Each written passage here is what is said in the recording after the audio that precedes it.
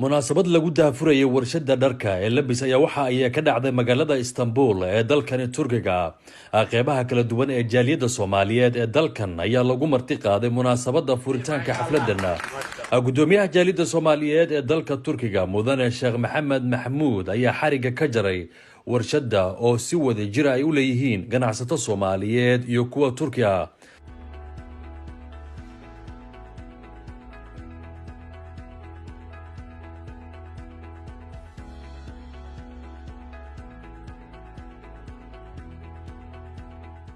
shirkadani waxa ay soo saari doontaa dharka noocyadiisa kala duwan sida kuwa ragga, dumarka iyo caruurta.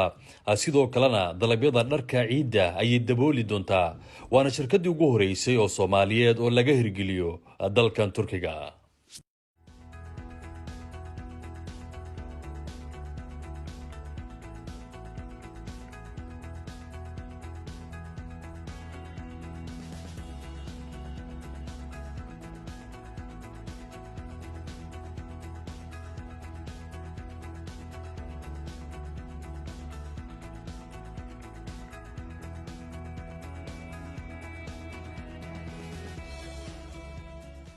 gudoomiyaha shirkadda Daahir Cali Kulmiye ayaa ugu horeyn goobta hadal ka jeediyay.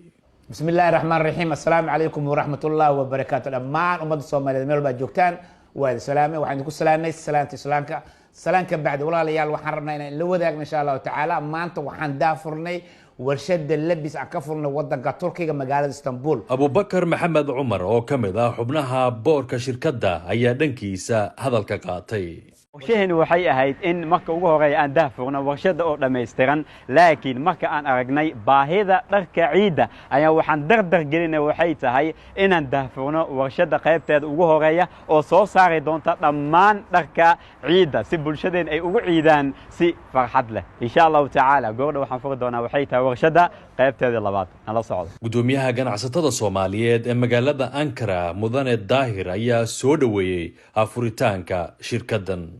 dadkii soo qaban qaabiyay ee isku howlay fikirka la yimid waxaan leenahay Allah idin barakeeyo dadka martida ka soo qayb gashay gudoomiyihii jaaliyada odayaashii dhaqanka iyo dhalinyaradii dhammaan waxaan leenahay ilaahay ha barakeeyo. munaasabada waxaa soo gunaanaday oo codbaahiyaha lagu soo dhaweeyay gudoomiyaha jaaliyada Soomaaliyeed ee dalka Turkiga Mudane Sheekh Maxamed Maxamuud Maxamed. wadin salaamaya kulligiina runtii waxaan aad ugu faraxsanahay runtii khudwa oo waxa sameeyeen runtii aan wali la sameeynin oo u baahan macnaha in la barakeeyo ma sha Allah tabarakallah ayna hirgeli doonto insha Allah taala because dhinaca sanaacada runtii aadan uga liidanay dhinaca bay tahay ganacsiga maarta ka iimaanay China ka iimaanay Dubai in maanta intuu soo wareego runtii inaad u noqotaan asbaq dadka ugu hormaray oo maartay fikirkaas hormariyay runtii waxay tahay waa arrin aad iyo aad u qiimo badan.